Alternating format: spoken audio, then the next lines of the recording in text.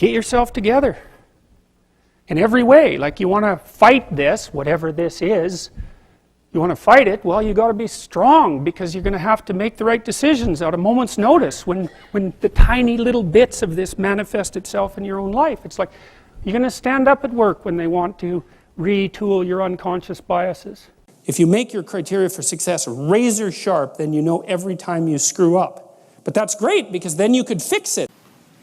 Oh yes, this is the thing I really want to get at too. It's so brilliant. As you attempt to climb a higher mountain, let's say, or to aim at a higher target or something like that, then the things around you will become increasingly dramatic and of import. That happens by necessity, obviously, because if you're aiming at something difficult and profound and you're really working at it, then your life is going to become perhaps increasingly difficult and profound. But that might be okay. That might be exactly what you need as an antidote to the implicit limitations that face you as a human being. So practice sacrificing and sharing until you become expert at it, and things will go well for you. You bring yourself together into something that's sort of functioning as a unity. Then you have to turn that unity into a unity that can function in the social world with increasing breadth. And that unity in the social world has to be a unity that can function inside the natural world. It's something like that. So you're stacking up these games into a hierarchy of increasing complexity. And one of the questions that emerges from that is, well, what should be at the top of the hierarchy? If it's a hierarchical structure, it has to be a hierarchical structure because some things have to be worth doing more than others, or you can't act. Setting the world up around you so that it's the best it can possibly be for you, as if you were taking care of yourself, as if you cared for yourself. Well, what would that look like? Let's say, just for the sake of argument, if you figured out where you were, that you could have what would be best for you. Well, what is that? I bet you never asked.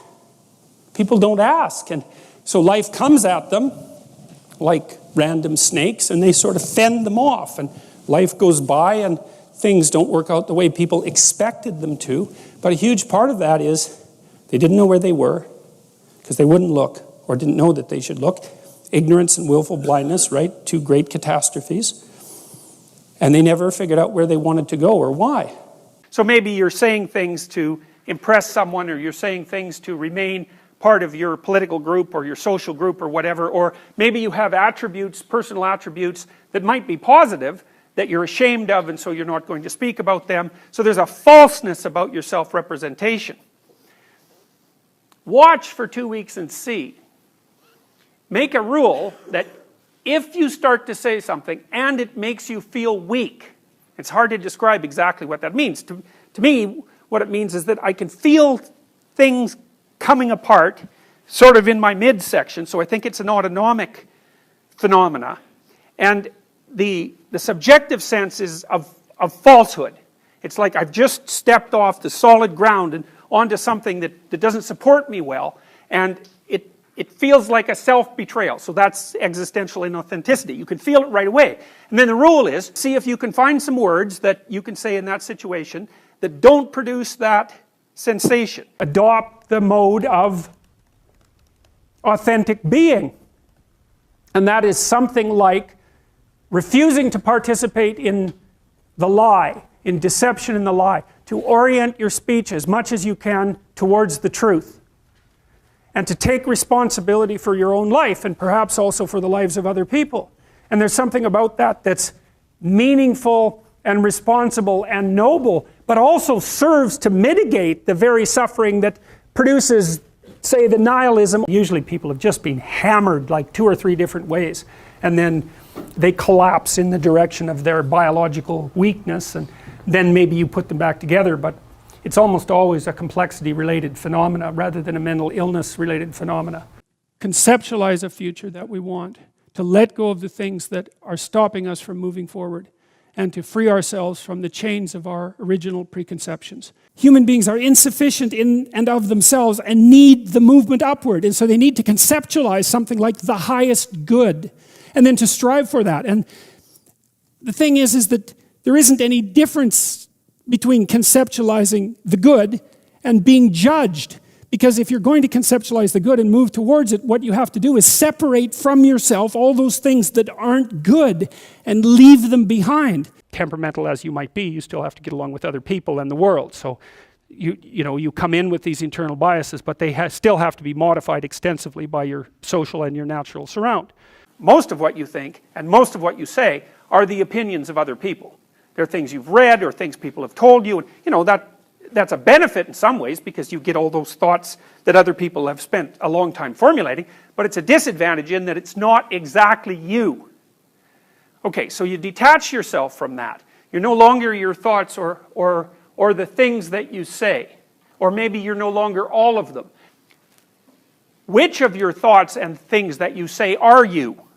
And maybe so you can not utilize the rest, or maybe so that you can correct the rest, because they're not representative of yourself as an integrated being. They don't take everything into account. Don't be thinking that the line that divides good from evil runs down a political spectrum or countries or something like that. It runs down right down the middle of your soul. And if you want to sort out the world, then what you do is you sort yourself out. It's a serious business, right? They say it's more difficult to rule yourself than to rule a city. And that's the truth. Because you're complicated and there are horrible monsters inside of you that need to be tamed and to be brought into alignment and submission so that you can be a powerful and useful person. The world is a brutal place and much wisdom comes out of catastrophe. And this is an indication of how much catastrophe our ancestors had to plow through, had to work through in order to generate the substructure for the conceptions of freedom even that we have today, for freedom and the good. Anyone who lives in the West, in the Western culture at this time in history and in this place, and who isn't simultaneously grateful for that is half blind, at least, because it's never been better than this. Helping people have a life that would work, and you can parameterize that. It's like, what do you need? How about some friends? That people kind of like that. How about an intimate relationship with someone that you can trust, that maybe has a future? That'd be good.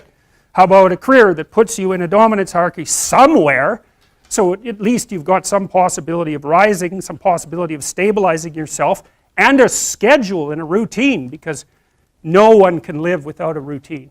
You just forget that. If you guys don't have a routine, I would recommend, you get one going, because you cannot be mentally healthy without a routine. If you expect things of people at all, then you're demonstrating your commitment to the idea of potential. We all have potential that isn't realized.